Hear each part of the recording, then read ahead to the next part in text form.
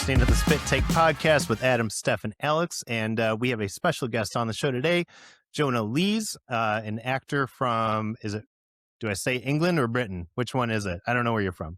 Your pick, dealer's choice. All right. Well, in any case, he's here talk about his movie Moonlighting. Sorry, I was looking at Bruce Willis earlier. I'd love to be in Moonlight. It's a good show. But he is from the movie Blue Moon with Ethan Hawke, and we're very excited to have you on the show. Thanks for coming. I'm excited to be here. Thanks for having me. Yeah, absolutely. So the big thing here we're going to talk about, the Oscars were on Sunday. We know that you went because Blue Moon was nominated. I think it was 2 Oscars, right? Yeah, we got 2 nominations, one for Ethan, Best Actor, and then one for Robert Kaplow, Best Screenplay. So yeah, it was super exciting.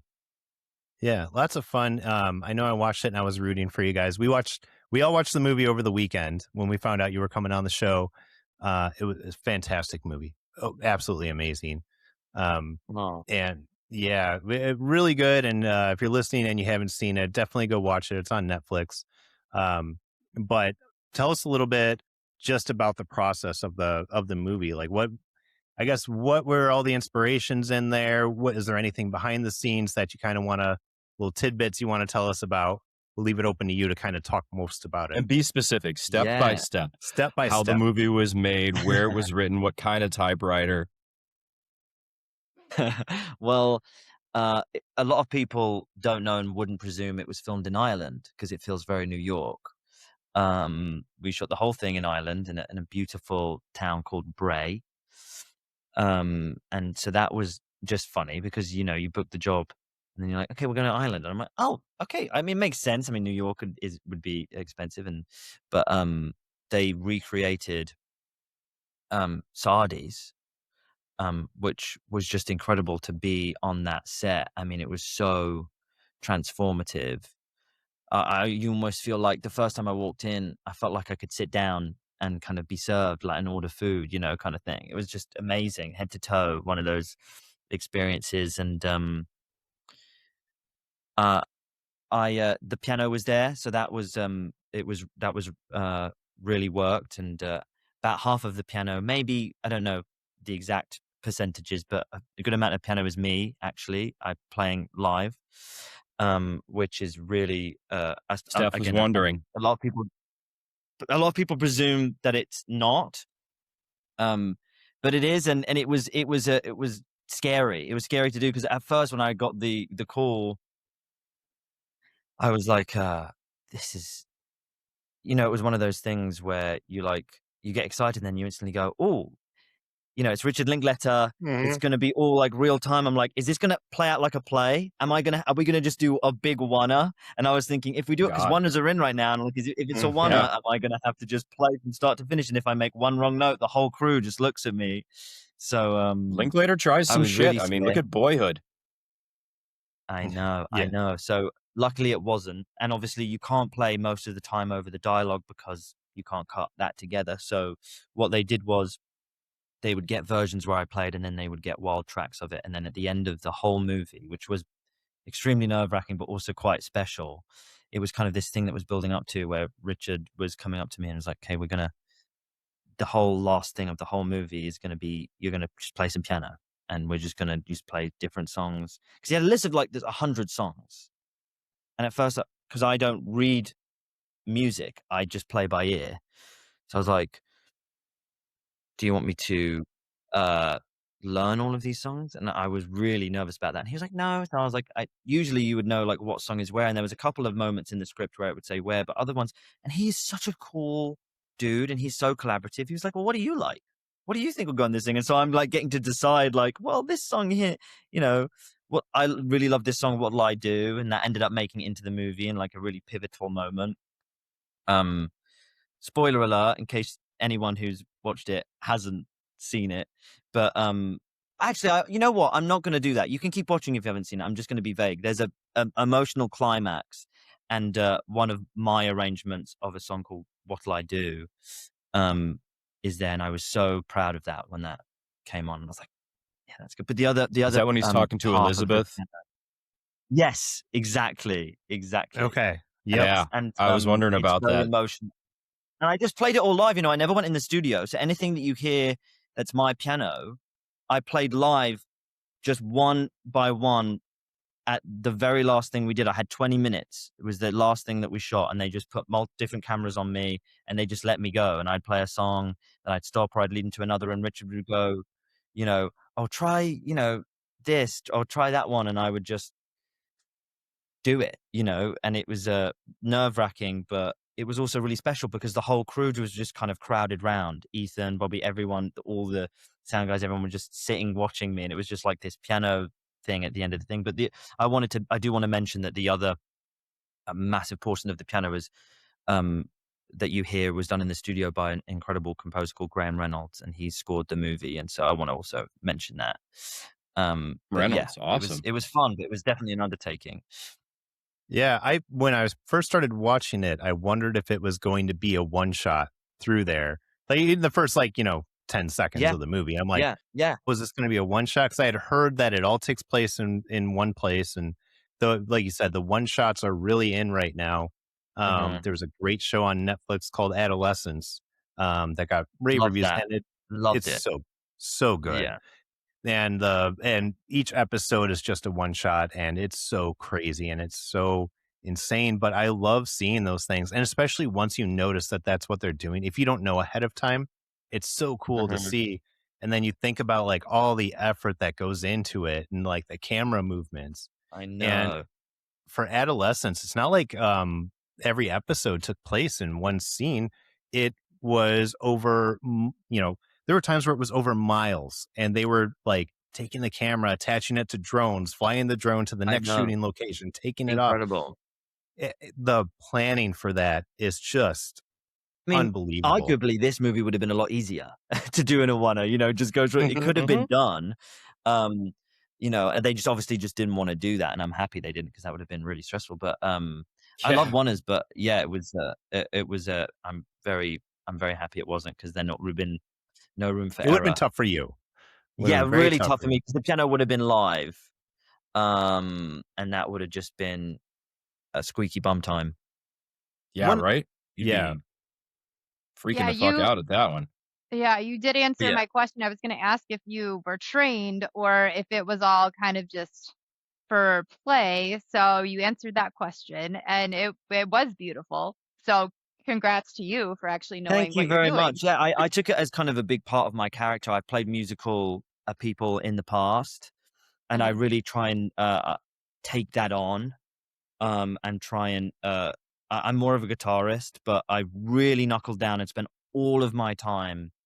When I wasn't on set, I was on the piano that they had given me, a little keyboard in my place that I was staying in Ireland.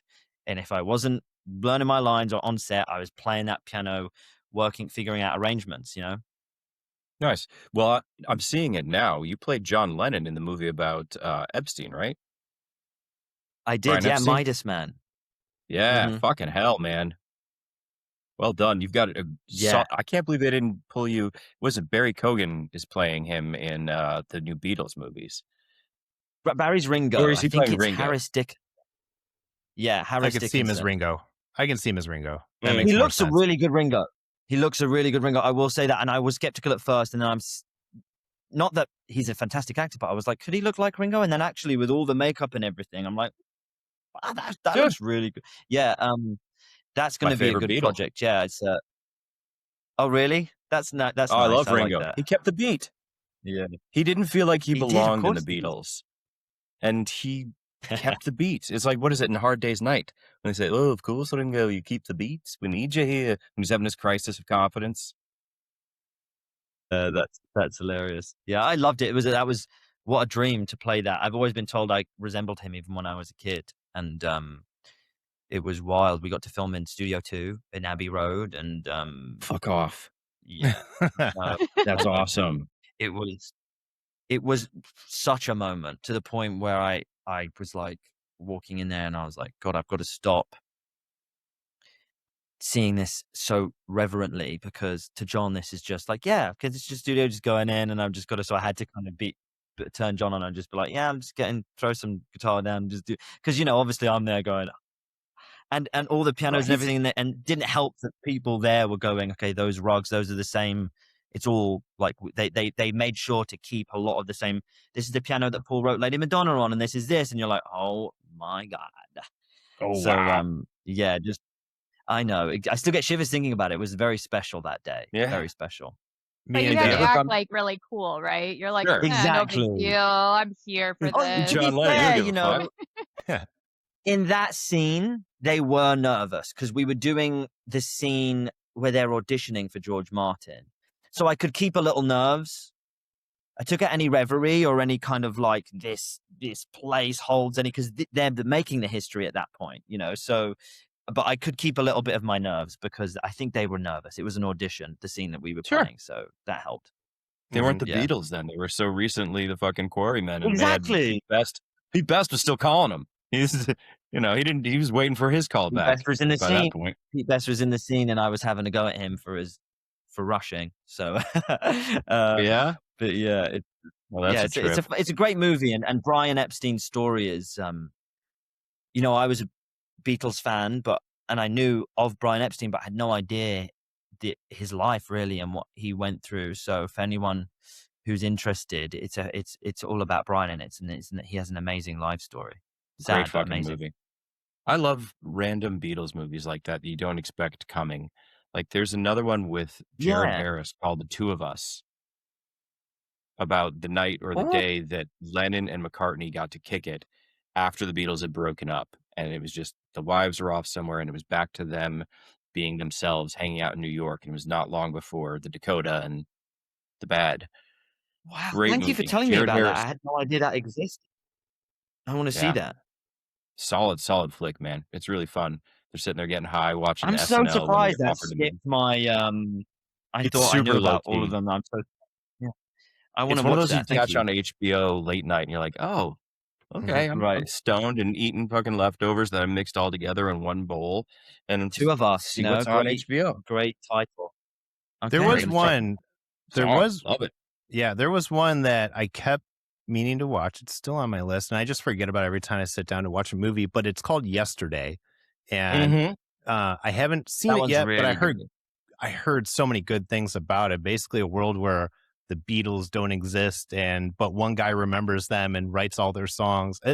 It looked so good, and I think it was. I want to say it was an indie film, but I could be wrong about that. It was Danny Boyle directed it. Danny Boyle, okay. But I mean, it may have still been an independent movie, but small budget maybe. I don't know, but it was a fanfare fantastic until after it came out. movie. Yeah, really, really good movie. I loved that movie, and I'm not going to say that because it's a potential spoil. I hate spoilers, by the way, so I'm very careful about not spoiling things, because when people spoil movies to me, it's a huge pet peeve. Like it will ruin. Well, now I want to do it. Oh, have you seen The Usual Suspects? You know what? I hadn't seen Sixth Sense, and it was one of those movies. Somehow I'd gone my whole life without having it spoiled for me. And I know you guys had spoken to Nicole, my partner, and when she had found out that I hadn't seen it, but also didn't know that there was this big twist or anything, she was such an amazing protector. Whenever anyone would talk about it, she'd go, no, don't say anything else. And she protected it for me and she was so tired of it. Eventually, she's like, we have to sit down and watch the movie. And it was amazing. Like, I stood up off the sofa when that huge twist happens, and I was like, I was like, what? Good for you. That was I I feel like that movie was the one that started the no spoiler culture. Like that's where it all started. Like, rightly so, because it's just not the same. That movie is leading you up. It's expertly woven for that payoff. I mean, and so someone taking that away from you, it's so cruel. Yeah. Oh yeah. No, it was. But then you go back. Sorry, Adam. No, I was going to say. Well, I just remember. Steph, you haven't talked in a while. You know what? Used to it. Just sit there and look pretty, I guess. I don't know. Push your way in, Steph. Do not take this guff. Yeah. I was just going to say that. See, now I don't remember what I was going to say. Fuck I know. you guys. You were saying you can go back and watch it a second time. And I completely agree. I completely agree, because I did that with Fight Club. And Fight Club was even better the second time for me. Yeah, and Agreed. it's you pick up little things here and there, and you're like, "Oh, I missed that the first, second, third time." It's always Mhm. like something new, and you're like, "How did I not figure out what this ending was? How am I It's that so Yeah. true. dense?"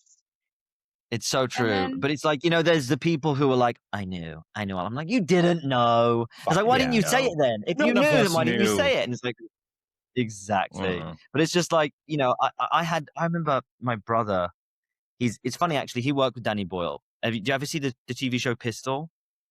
No. mm-mm. It's about the Sex Pistols. It's really cool, the Danny Boyle show. Nice. I think it's on, in the US? Oh, Is it I on Disney remember Plus or seeing Hulu? Or? ads for that. I remember Yeah, seeing ads really If for that's that. cool. Sid and Really Nancy, cool I don't give stuff. a shit. Yeah. Yeah. It's I only want my it's a Gary great. Oldman. He played Glenn Matlock. And so, but I'm going off on tangents now. I was going to say that there was one time It's when kind we of were the point younger. of this podcast. I can't even remember the movie, but I do remember because we're identical twins. Him like leaning and he'd seen it, and him whispering some kind of spoiler to me. I was like, I think that was maybe my origin story of hating spoilers. Yeah. There's just on another topic real quick, but along the lines of twists, I just started watching Paradise last night, which I've only seen one episode, and there was a major twist at the end of that one because I didn't really know what the show was about, but I saw a trailer for it during the Oscars while I was watching, and I was like, that looks really cool. good. And so I watched the first episode last night, and they have this huge twist right at the end, and the whole premise is it's a what's his name? Oh, I'm drawing a blank. Sterling, last name Sterling. Sterling Anyways, K. Brown. yeah, Sterling K. Brown. So he's like protecting the president of the United States, and he's in this home and everything. And this not really a spoiler, but the president ends up dead, and he's like trying to figure everything out in that first day. But then it ends with like a huge twist, and you're like, I don't even know what the show is about anymore, but I'm here for it. I want to Cool. watch all of it. It's so far that, like I said, first episode, What's that on? really good. Hulu. Hulu. Yeah, Okay, I've I'm seen gonna it check on that Hulu out. and I Sounds switch on cool. there. Yeah, it was pretty intense, but What are you digging on right now, Jonah? What are you watching? I mean, there's always the comfort TV show that you I put on just before you go started. to I'm a bed. little behind. I know. Yeah, I'm behind on this, but I only just started watching Shrinking. Just because I it's not like I was avoiding it. It's just I had other stuff that I was watching, and I when you've like finished watching everything that you're watching, I was Mhm. looking for something else, and Mhm. Nicole The and I void kind of moment. tried. Yes, and I love Harrison Ford, so it just hit me. I was like, how the hell am I not going to watch a TV show that he's in? I've never seen him in a TV show. I've only ever seen him in big movies. So I was like, I need to watch this, and I love it. It's really, really nice. It's nice. Yeah, it's I just love a seeing nice Ted show to watch. McGinley. Like you said, it's Yeah, His running neighbor out of Derek. shows His neighbor to watch Derek is has how been doing stuff forever. Oh my God, he's sorry. so good, so good. okay. He's my life goals. Like his neighbor, Jason Segel's neighbor Derek. Like he is my life goals. He's who I want to be in like 10, 15 years. Just Is like he the husband of the woman who? Krista Miller. Right, Mhm. Yeah. who is kind of all up This in the guy who daughter's pees business off and she's kind of the taken over. Yeah, balcony. He's Yeah. hilarious. He's Yeah, so really good. good. Yeah. It's so funny to see him play such a likable guy because for so many years he was always cast as the douchebag blonde guy. I mean, he's the antagonist in Revenge of the Nerds. Mm-hmm. He was. Okay, so I like to see that someone breaking out of their typecast. It's good for him. Yeah. Yeah. And then he was Marcy's husband in Married with Children. Darcy. Speaking of Darcy's breaking out husband. of typecast, I thought it was so interesting to see Ethan Hawke, this notorious handsome son of a bitch, in a comb over and very much playing like almost Toulouse-Lautrec small. And he's got a little pot belly. It was, because at first I'm like, fuck it, man. This guy, he's playing a small guy, but it's still Ethan Hawke. He's gorgeous. But he plays sad, short, drunk so well. I got to say, like, this is a dramatic way of saying it, but I almost feel like I don't know Ethan that well. And I was on set almost every day because he was so transformative. Like, I felt like I wasn't with Ethan. So, funny to go back a little bit to my audition process, I didn't know Ethan was going to be in it, even though, with Richard Linklater, you can sometimes assume, there's a good chance he's there. So it's I him was or just the told, kid from you've got to Dazed and zoom. Confused. That's just... Exactly. Yeah. But I thought, okay, I've got a Zoom audition with Richard Linklater, and I was like, okay, this is gonna be fine. Send me the scene, like, whatever. And so we're just chatting, doing some small talk, and he's like, we're just waiting for Ethan to pop onto the thing. And I was like, instantly froze because I just thought, is that Ethan Hawke? And then I was like, to just calm myself down, I'm like, let's just pretend it's like a casting assistant that's going to read the lines with me. And then, of course, Ethan Hawke's face pops up, and I'm like, wasn't prepared. But then I thought to myself instantly, I'm glad no one told me, because I'd have made myself doubly nervous, because I'd be nervous. God. Richard Linklater nervous and Ethan Hawke nervous. So it's like twice. And luckily, I think it was good that it was sprung on me. But I was doing the audition here in this setup, and my sofa is there in the living room. And Nicole, I just look at her like that, and she looks at me because she could hear his voice, and I'm just like, okay, I'm going to do this audition. And he was this sweet. He was so nice. The first thing he did was compliment me on my auditions, because he'd clearly seen my self-tapes, and he was like, you're great. No, I loved your... And I was like, okay, fuck. And then we had to do the scenes, and we had different versions of the scene. Okay, so let me explain. Like two different texts? I'm saying. I'm holding my audition ready to go. I'd learned the lines, but he starts speaking, and then what he says is different. His lines are and then the he looks at me. Yours. Yeah, and he looks at me, waiting for me to speak, and I'm like, and then Richard was like, "Is everything okay?" And I'm like, "Yeah, I've got a different version of the scene. It's like the same scene, but like in an alternate universe. It's like slightly different." I was like, but I can improvise, I did the actor thing. I can do it. And then he was like, and they were like, no, that's fine. Let's pick a different scene. Same thing happened, because we had different versions of the same script, but they had a more up-to-date draft. And luckily for me, but also not luckily for me, I had more in it. I had more to do. They had like written up the character. That also meant that I didn't have these lines.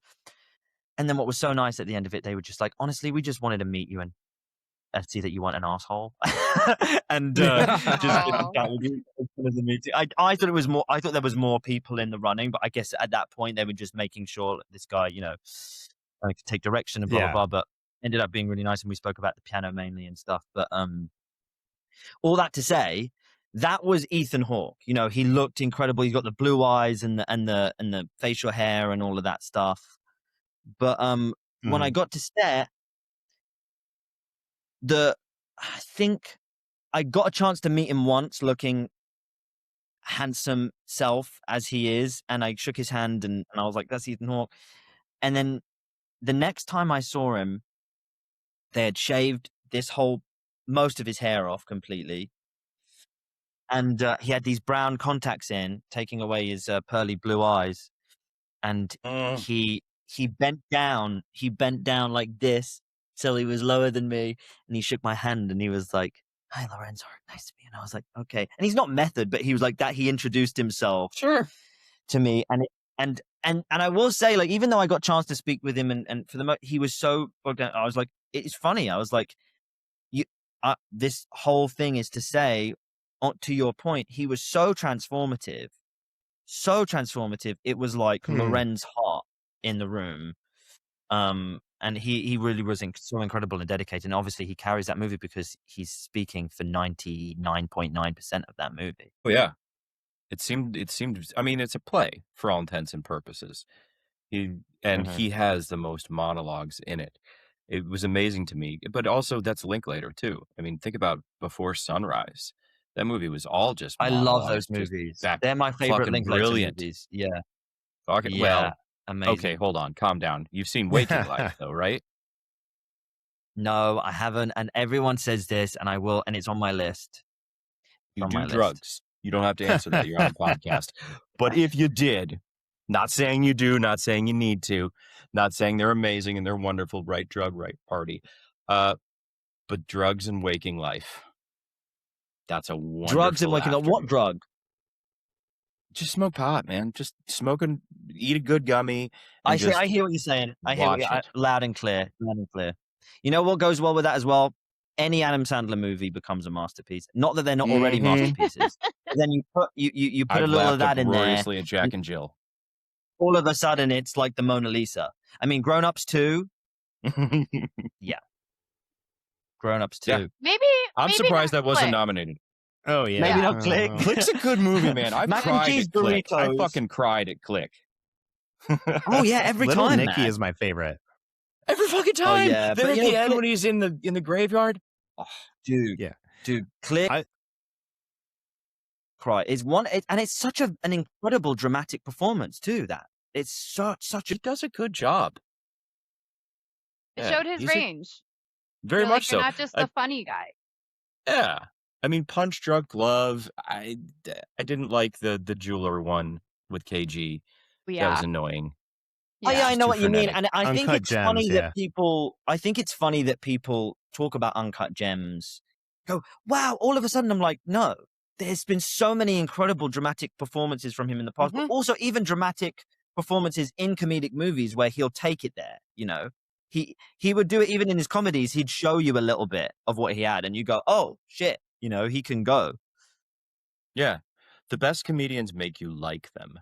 And if you like them and you're rooting for them, you'll laugh with them, but you'll also give a shit when they feel something. So as long as whatever they're giving you is real, you feel it with you, even though you just slowed down a girl's boobs in a scene not too long ago when he's crying in a cemetery.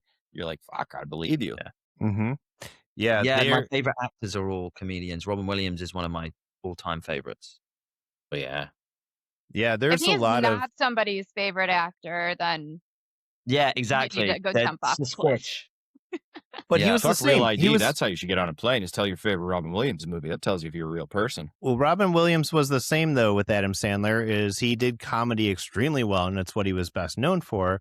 But then you see What Dreams May Come, and you're like, wow. And that tearjerker. That is a tearjerker of a movie. I need to watch that again just because I want to get in my feels. Like, that's such a good movie. Yeah.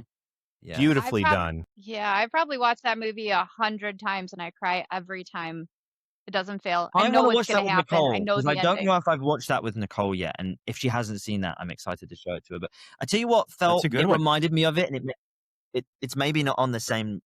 I don't know. It's newer, but it did remind me of it. Have you guys seen Eternity? Yes, I've been waiting for somebody to talk to me about this. I really enjoyed Eternity. I really enjoyed it. Did you enjoy it, Steph? Oh my gosh, I loved it. I thought it was so well done. And yes, I told the boys, I don't know, probably a couple months ago, I said, you have to watch this. It's like What Dreams May Come. It will make you cry, but it makes you think about what your eternity Have you guys is. got on this yet?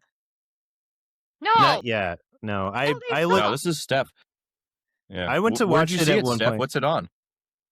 I think it's on Netflix. If it's on Netflix, I will go watch it now. Is it the one with her and her two ex-husbands? Yes. I love movies. I love movies. And I feel like that we've had a rough go. And I do think that movies, the way that structure is coming back, and movies like this, where it's an original idea, they didn't need to bank on some IP or some video game, and they bought someone's script, and it works. It works, and I was pleasantly surprised. You know, you watch a new thing and then you just think, okay, but check it out, because again, it's What Dreams May Come, but it's that vibe, but it's obviously different, and really enjoyed it. Steph was trying to get us to watch it, and at one point I was like, all right, I'll sit down to watch it, and then it cost money, and I was like, I can wait another month. I think it was on a subscription. I think it must be Apple. Now it is. I just looked it up, and it's on Apple. Okay. Jonah, have you thought about what your eternity would be? What you would want ideally? That's a really good question. Make sure you talk about Nicole. Yeah, I was going to say, if Nicole's nearby and can hear you. There. Nicole is there. It's Nicole and John Yeah, Williams music is involved somehow. Yeah, Oh, obviously. love that. How else You know would you why I bring fly? that up is because when people flying is involved. You know what it is? It's that when people talk about Desert Island Discs, I already know that it's just John Williams because I listen to him all day, every day. I've got this playlist on Spotify. I call it my magical playlist. It's just called Magical, and it scores my life. It scores. So I just walk. I walk around.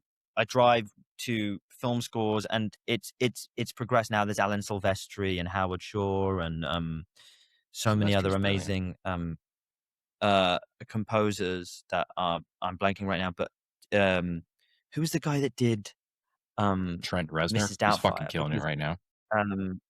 Yeah, but Christopher Columbus's guy. Yes. See, this is the great thing is we get to look shit up as we're here. Yeah. So I'm out on this one. John Williams is fantastic, and I love all of his music. But the other side of that coin is Danny Elfman, and I would let either one of them score my life. Yeah, like Danny Elfman, like when you hear the theme song to Beetlejuice, and you just got the cymbals going, and it's just like picking up pace, and you're just like, it gets you really amped. Like you just started watching the movie, and you're already amped for what's coming. Song music is so important. So yeah, it would be something to do with that and flying. Oh. Yeah. What about you, Steph? What's your eternity?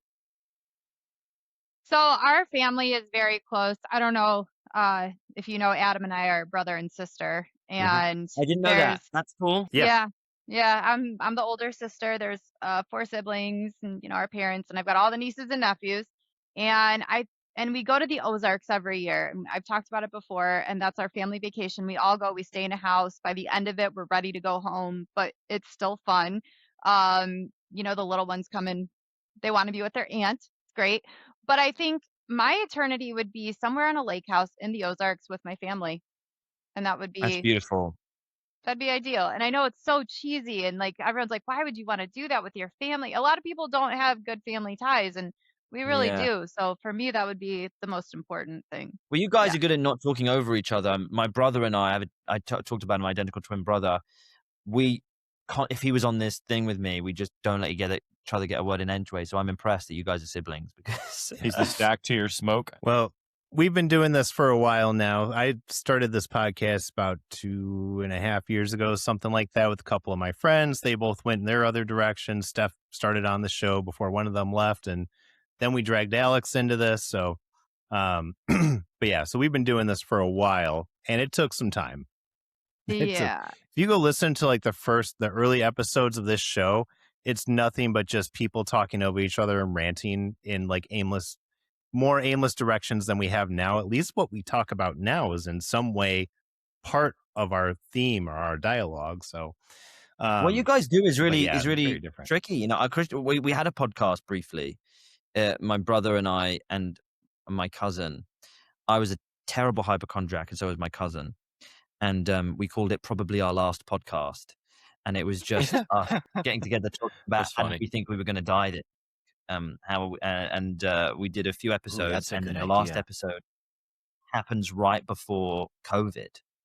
And fuck off. COVID shuts down. So it was really quite fitting. And also that the episode before the last episode, we had a neuroscientist she had been my therapist, and she was like, I want to come on your podcast. And she had been helping me with hypochondria and lots of other stuff. And she basically like shut it down. She's like, not probably our last podcast. This will be your last podcast because this is making all of your hypochondria worse. Like you're sitting down and talking about it. But then on top of that, you need a segment for next week. Like we had all these different segments, and it's true. It's like subconsciously, I think I was having more episodes of like anxiety because I was thinking, well, I need something for the WebMD section. And then what about this section? And it was so silly. But like, yeah, it was fun. So she came on to destroy your podcast. She did, but then also COVID did, because we had a fancy podcast studio and it was all professional and all this. And we were just like, well, this COVID thing, we were hypochondriacs, but also completely in denial. Like this will blow over, to give it 2 weeks. And then, like the rest of us. Then we came back. It did blow over for me. I escaped down to Texas where disease doesn't exist. Yeah. So that's exactly it. We all should have gone to New Zealand. That's where we should have gone. Well, I'll just go there anyway. So I can just go on the Hobbit tour. It's great. Yeah. Well, yeah, it's good. Therapists are funny. Wait, you've been? So. Well, yeah, I filmed. On... I filmed in New Zealand. Yeah, I did a show called Let's Be King, and I went to Hobbit, and it was very medievally, cool. So it was kind of like homework. Cool, buddy. It's just got hard. Yeah, very erect right now. Yeah. But it's okay. It's only a halfling. We only got one season. That's good. That's good. Not a fully. No, we only had one season, but it was very fun, and I got to sword fight and horse ride, and most of the crew, awesome, really had done Lord of the Rings. What kind of sword did you use? And also we had Ruby Serkis, which is Andy Serkis's daughter. She was actually in the show. Wow, that's awesome. Mm-hmm. What kind of sword did I use?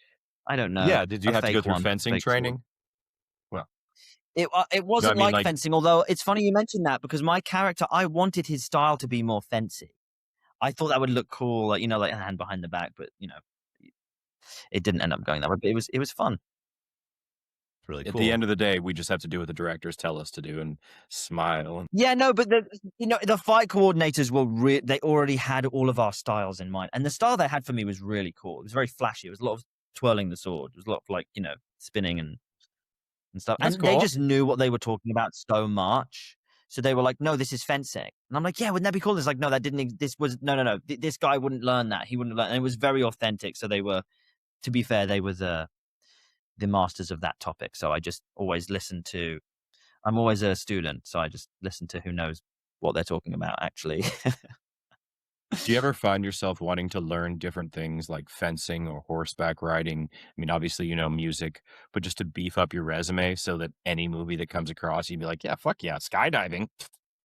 I'm a level C, dog. I only did that with juggling. Skydive any way you want. Yeah, can you juggle? I only did that with juggling. Half. Really? No, let me change the answer. No.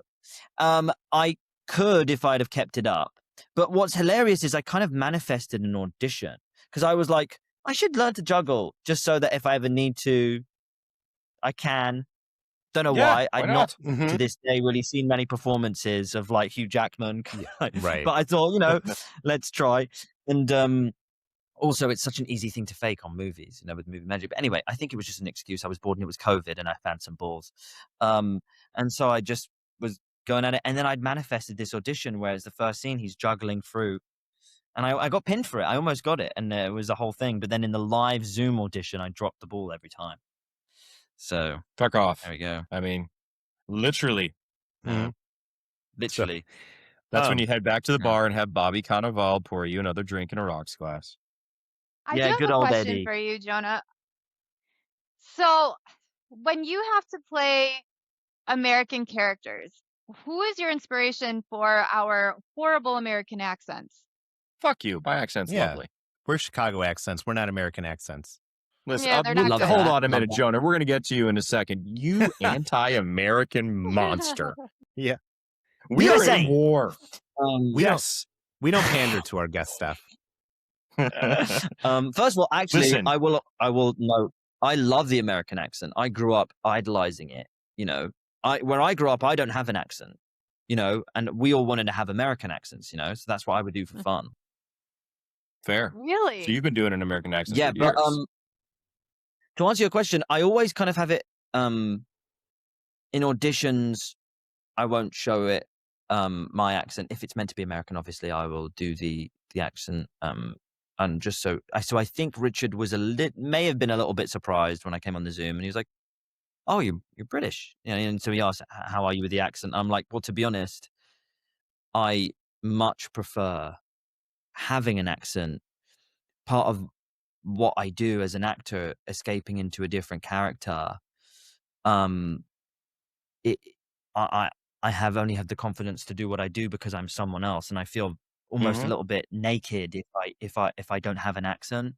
So even if it's British, I'll pick a slightly different region, or I'll make it slightly more RP just because I want that buffer. You're always bringing like 50% of yourself to every role, but also like if it's too close, I'm like, it's quite exposing.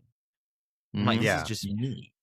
The difference between stage fright and off-stage fright, Yeah, I presented something. Someone asked me to present something when I was younger, and I'd never I always get nervous. I always get nervous before a stage but this was different. I stepped on stage and all of a sudden, everyone's looking at me. There's no character. There's no people looking at me. It was the same with music, actually, when I performed music on stage. And if it wasn't a musical where I was playing a character, if it was just me and my guitar, I'm like, they're all looking at me. I almost wanted to play a character like a rock star or something, playing the guitar. But Sure. I'm going to answer your actual question. I love accents, and so for this, actually, it was the accent wasn't talked about, but I knew it should have been American. And then a few days before we shot, I think 2 or 3 days before, Richard came up to me and was like, "So, are you doing like a general American accent?" I was like, "Yeah." He's like, "Could you do New York?" And I was like, "Yeah." He's like, "Okay." And then he was like, "Watch what's it called? Biloxi Blues? Is that what it's called?" Biloxi Blues, great movie. Matthew Broderick. Yeah. Christopher Walken. Yeah, so he was like, Seen watch that one. Biloxi Blues or whatever. And then so I did, and Matthew Broderick, and that's what I tried to. It's That's very another play helpful, turned by the movie. way. Yes. Yeah, well, that's what I always tell people. Pick an actor or someone that you can hone in on. So like if you want to do Scottish, think of James McAvoy, or it's really helpful. It's a very helpful anchor. So, Matthew Broderick in Biloxi Blues was my anchor for Blue Moon. It was my Morty. When I do New Scottish, I York think nurse. of Mel Gibson. It's not Very bad. good. Very good. I'm kidding. So I was like, what? yeah, we're I'm like, kidding. Why not? Braveheart. do it now. Famously, Like, we're you very think of Dick Van Scottish. Dyke? Hey, that man could sweep a chimney. You Yeah. watch your mouth. He's an American treasure. I like Dick The Dick Van Dyke. Still dancing. Yeah. Is he's 100 now, right? Yeah, he Yeah, just turned just 100. turned- Fucking hell. Save What an that man. icon. Well, you know what? Actually, let him die. Yeah. He's done his part He's to save the world. So going back to Blue Moon, though, talking more about it, one of the things I loved most about your character in there was that you were the neutral mask. You were the person that the audience was living through you. You were asking the questions. You were hearing. I had a feeling watching this movie that this was not the first time you were hearing the story. This is not the first time that Bobby Cannavale was hearing these stories. Like you see the characters and they're kind of like, he's here to tell his stories again, but they show the interest because they love him and they want him to, do well and everything. But I really feel like your character was important to be that neutral mask that was there hearing the stories, maybe not for the first time, but acting like you were hearing it for the first time. You know what I mean? Yeah, I think maybe with my character, he actually was, just because I'm on leave. I don't know if I'm the regular bar piano, but I know didn't Eddie get that either. definitely. Bobby Cannavale's character, I know Eddie has probably heard these 1,000 times. Because at the end, they're like, but yeah. are you going to stay or are you leaving? And you're like, oh, I'm here. Yeah, I got a few more songs in me. I thought you were I think he wanted me to go to his party. He wants someone to go to his party that he's inviting everyone to. And I'm like, oh, no, I've still got my shift, to do. And I wasn't all sure. Morty wanted to do was meet Richard Rodgers, which is so annoying for Hart because everyone just wants to meet Richard. Funny story about that one. So my wife was watching the movie with me and she was kind of like in and out. She was mostly playing Bejeweled or whatever the hell, Candy Crush or something. Well, she was watching, it's not her kind of movie, but she decided to sit and watch it with me. So she was kind of in and out. And then the movie ends, they have like the little tags on the end. And, I get up and she's in the kitchen making a snack or something. And she's like, yeah, so what happened? Did his friends go on to become, or did his old partner go on to become famous? I'm like, you mean Dick Rogers of Rogers and Hammerstein? Yeah, he did okay. He did okay for himself. He did all right. Asshole.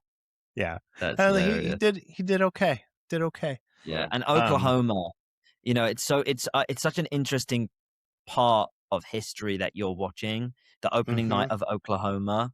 I think that's what's so captivating as well, is like it's such a particular time. And the fact, I mean, my character, I think originally probably when Robert, the screenwriter, was thinking about it, is to ground us in what time we're in, right? It's to remind us that World War II is during the war. Exactly. So I think that's a really nice way to do it, bringing Morty's character in. But then I think he also serves, like you said, a lot of other purposes. He's a great soundboard. He's listening.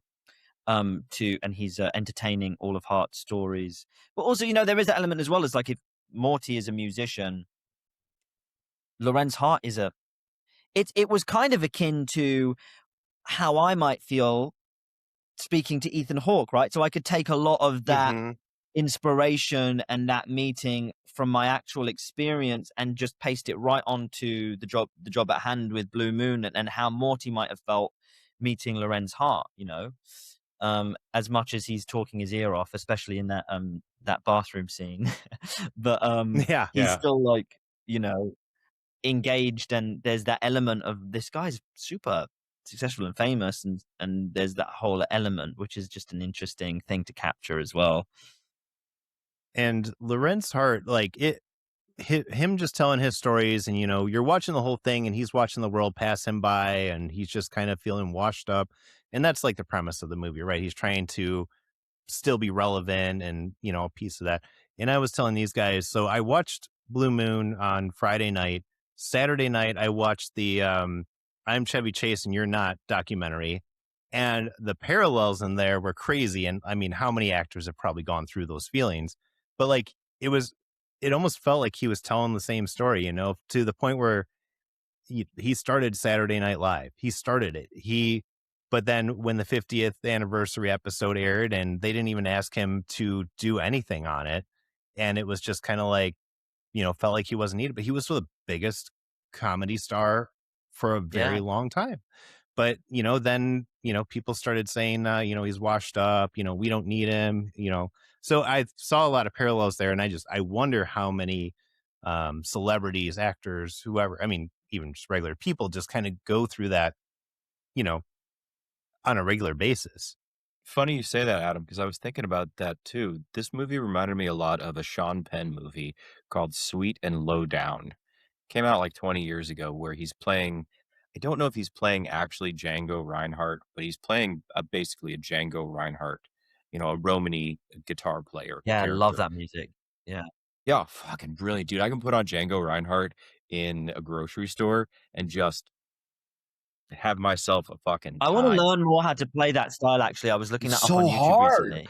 You've got to be so good at just keeping pressure down. It's so different. They make it look easy, but it's really different. Yeah. Oh my God. A good Romany guitarist is fucking crazy. But it's the genius that you are, Django was, and obviously Larry Hart was. But the alcoholism, the need to be loved was so strong that I was talking to Steph earlier when we were just shooting the shit beforehand. I thought one of the most powerful lines in the movie was when he was talking about how he is drunk on beautiful women and men and alcohol and cigars. He gets drunk off of life. And that's probably one of the things, that and the fact that he's Lilliputian and he's this little guy and women don't love him because not like that. They love him, but not like that. It gives him the fucking soul to create these things, but he's never going to be part of the game. He's never the jock that goes home with his beautiful women. He's not Richard, who's hiding his Judaism and moving on. He's this little guy. He's the shit. He's the heart that you never actually get to see, but you feel it.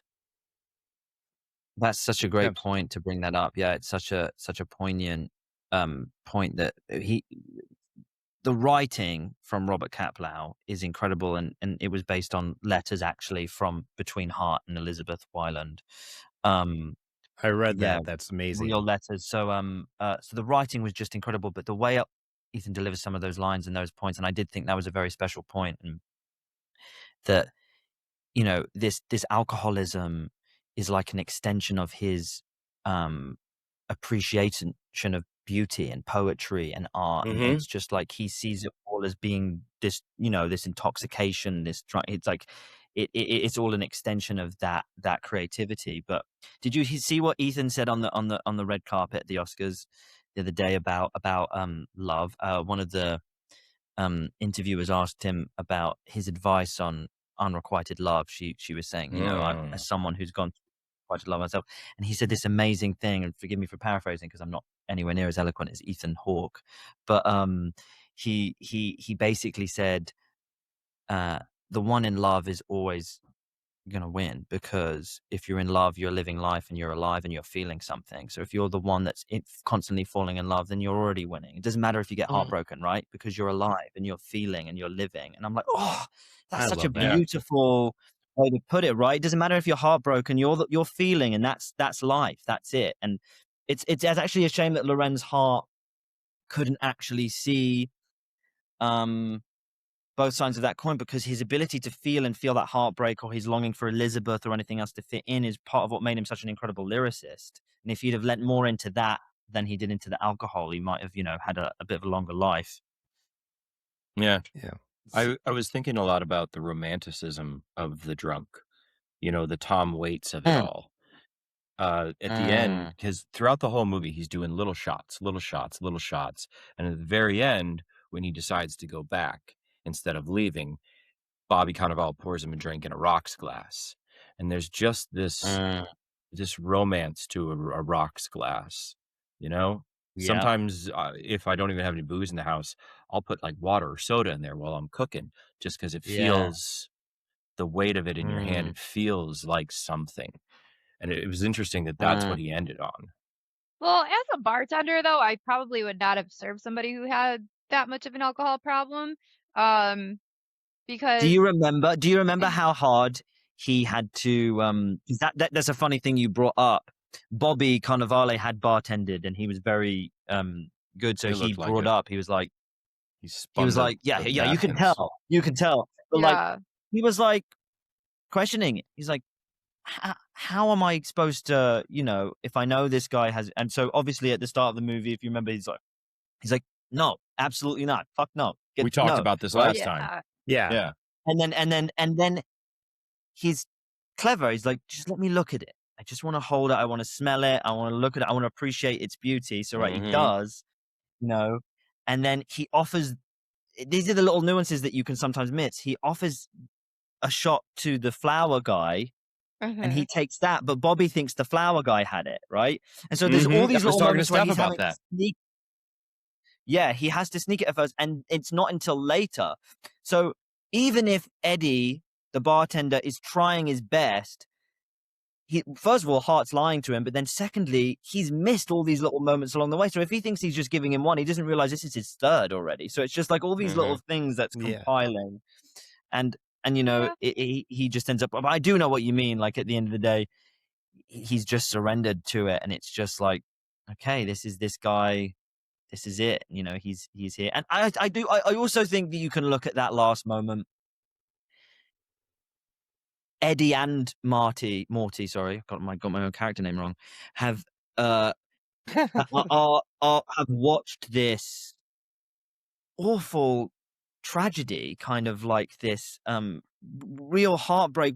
We watched it. I mean, Morty's scoring it, right? And so he comes back in and he drops cards and he's inviting everyone to his party. So I do think a part of it is Eddie just being like, let's lighten the load a little here. There's a camaraderie at the end, which I actually think is really nice, even though it's dark. He's giving him a drink, and it's ultimately his demise. There's something beautiful about it, that moment. Yeah. I mean, Steph, you bartended for a lot of years. You know that we carry, and I bartended.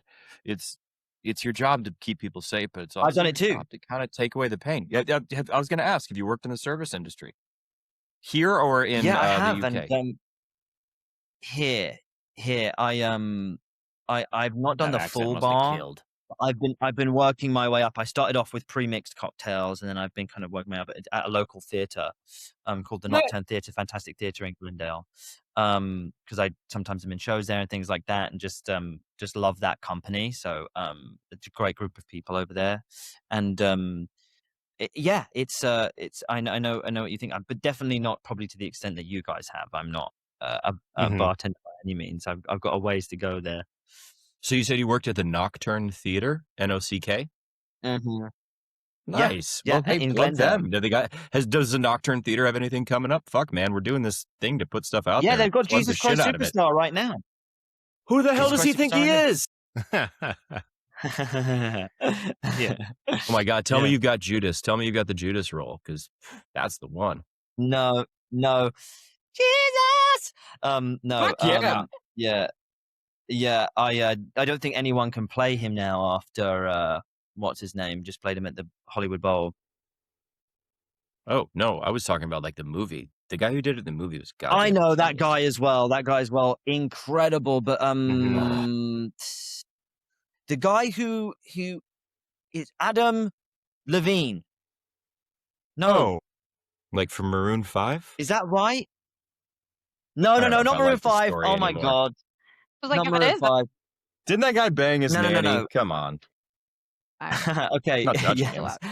Well, I don't know. Allegedly. What is the guy's name? He did Queen. He subbed Queen. He was on American Idol, I think. Adam Lambert. Thank you, Adam. Adam I knew it was Lambert. Yeah, Adam he's L. front and Adam Queen right now. Lambert. oh, Yeah. Okay, so Got more eye guys, makeup on than a quarterback. I've only seen clips, but his Judas opposite Cynthia Erivo, I'm like, oh my She's God, playing it Jesus? looked incredible. It already happened at the Interesting. Hollywood Bowl. It looked great.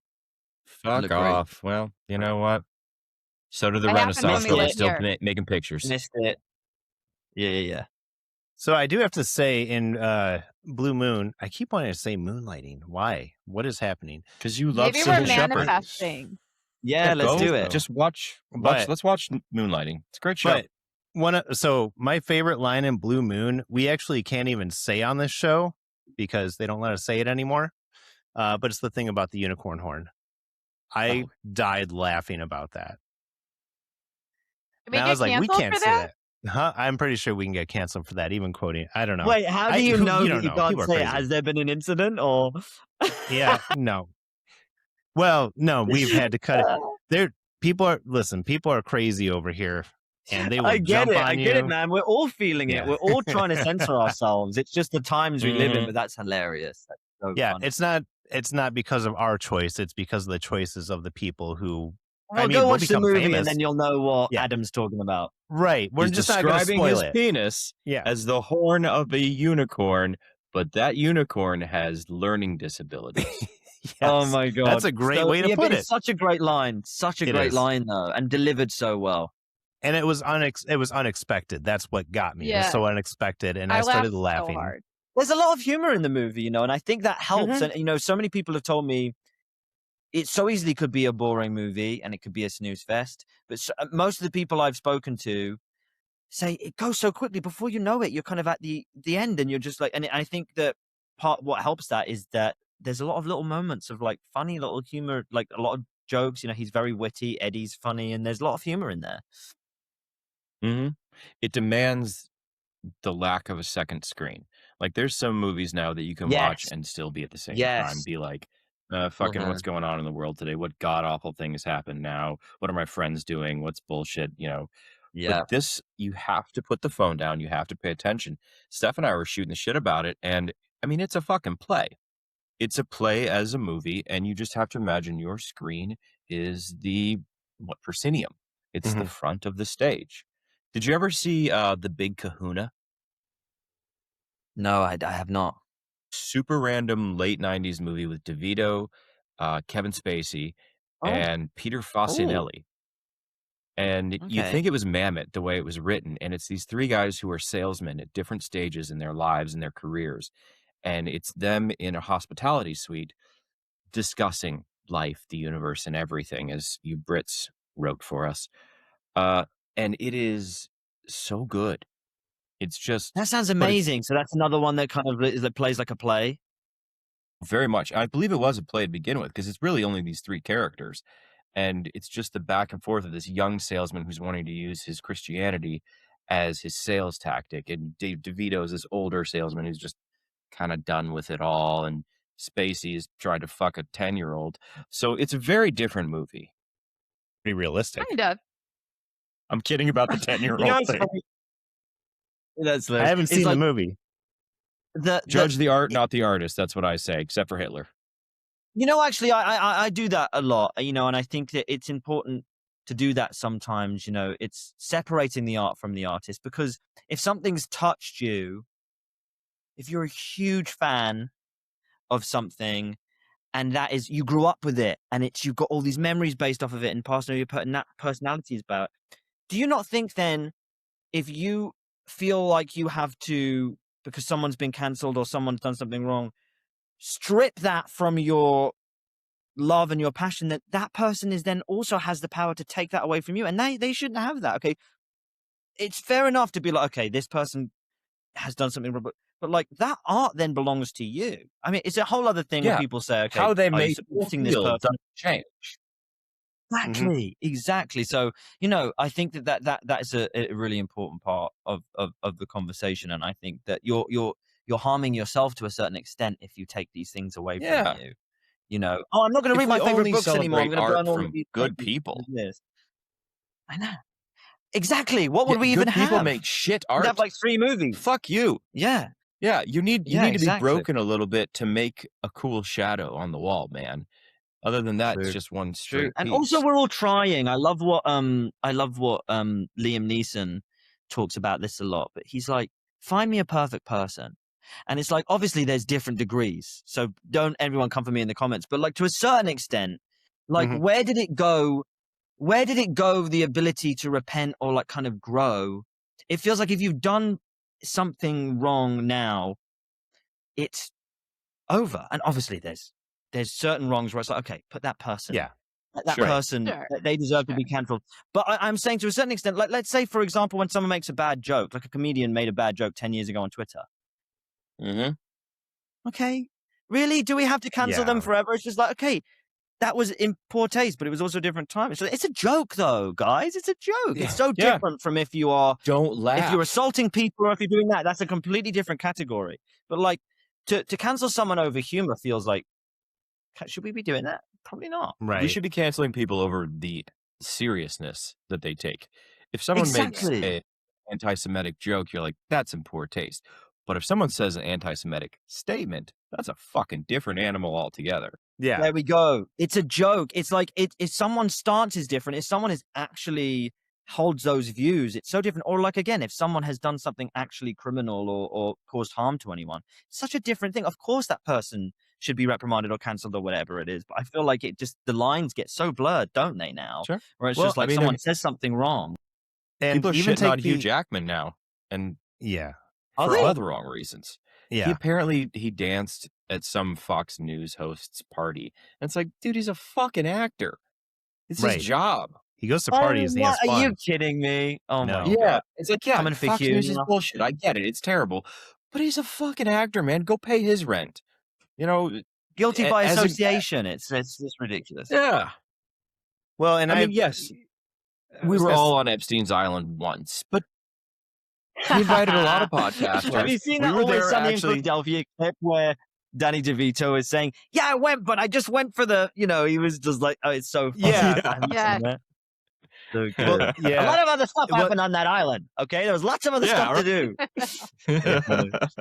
There was but it was even the day after the Oscars, and I started seeing on social media, like they were starting to tear apart like the comedians that were up there making jokes and stuff. And I was like, I thought these were funny. And like all the ones they were picking out, like, oh, this didn't really land. I was like, I thought that was the best joke they had. And like, I thought it was funny, but well, it's the death of comedy, right? And I think comedy movies, I'd love to see comedy. I'd like to like kind of, I know we're going to be wrapping up soon, but I want to end by saying like, bring comedy movies back. Because I just watched Bridesmaids yesterday with Nicole because we hadn't seen it in a long time. She said it was one of her favorites. Let's have more of those. Please. Yeah. Because it's like, I don't know if it's a hot take or not, but like, wouldn't you go watch a good comedy like that in the cinema? I would. I'd pay for a ticket to go watch Absolutely. that. 100%. Yeah. I paid to go see The Naked Gun. That movie was fucking hilarious. It was so good. That was great. Oh my God, I laughed my ass off the whole time. I'm going to go see Scary Movie, the new one when it comes out. I'm going to see Scary Movie 6. It's going to fucking dominate. Yeah, it's coming back. I'm supposed to go see man. Let's Sean. bring it back. Fuck yeah. I think the world needs more laughter. I think that's what it is. Everybody's so serious and so, you know, political and everything. We need more jokes. We need people They tried to lie to go. us and say people only want to watch action or Marvel or superhero movies in the cinema. That's not true. No. I love watching a comedy with a cinema, laughing with an audience is so much better. Yeah. There's a movie theater here in Chicago called the Music Box, and they show a lot of old school films, but also kind of like new classics. And it's such a thing to watch Tommy Boy now in an audience and just you laugh with everyone. We all know what the next line's going to be. We know he's going to do the thing with the cars. But we're all just, you laugh harder when someone's next to you. You know, when you have the community, agree. it's okay to laugh at this fucking ridiculousness. I mean, what's been playing there lately? Because there's been some interesting characters leaving that theater. So I mean, it's always super artsy. I fucking worked there for like a year, man. It was rough. I think bring back the movies that offend people. Let people be offended. They can go cry in their safe spaces. But I want to see these movies, and I want to see them go all out, and I want to see them be ridiculous and really test those boundaries. I want to see that. That's like the best when did it become a crime to be offended? Like, let's just I think that's has part to be of it. everything. And, funny close to the knuckle. It has to be close to the edge. Yeah. And if shit's not funny, then don't fucking laugh and don't fucking watch it. There's stuff that I will just not fucking watch. Every reality TV show that Steph recommends to me, I think is not good, but people will laugh. My wife watches like Vanderpump, and it's like, dude, it's not funny. These people are terrible. that's why it's funny, because you're like, could be worse. But I believe that it should exist in America. Mm-hmm. Let people watch what they want to watch. By Bill Clinton finger. But we've been going for a while now, so we'll go ahead and wrap up. Jonah, any last thoughts, comments, projects you're working on that you want to promote? Plug. If you haven't seen Blue Moon already, and you're looking for it, it's easy now. It's on Netflix. No, it's not. And if you haven't seen Jane Austen's period drama, with Nicola Lees Nelson starring, incredible short film. It's on YouTube. Definitely, please check that out because it's so funny. If you want to laugh, we're just talking about comedies. Fantastic comedy, and it's 12 minutes. You got 12 minutes. It was great. It was great. Enjoyed the shit out of it. Laughed. Sweet of you promoting her. That's a good Of partner. course. Hey, here's a fun fact to leave you on. I did the dialect coaching for that movie. Saw that. I saw that earlier. I was looking through your credits, and I saw you were the dialogue coach. And I was like, and okay. they all sound very British, so I'm proud of it. They do. British. They did a great job. They really Elizabethan. Yeah, she is. Is she there with the cat? She Please bring her in. Come on, we've been wanting it somewhere. Steph feels so bad she missed last week because she's listened to the show and has been all week up Adam and I's asshole about, I would have said this. You guys talked about this too long. I see. See, you missed some stuff. She's pulling you up on some. What did you miss? The female. She completely shit on us. I did I was gonna make multiple a post times and mocking invite both of our Nicole back penis on sizes. because I said, listen, she needed another female on there. She's talking about period drama. You guys are talking about fucking Marvel movies. This is completely different. It's true. Well, I'm glad they brought it up. I'm going to bring Nimbus in as the button. Nimbus is the button. Look at this. That works. Nimbus. Dude, so that works.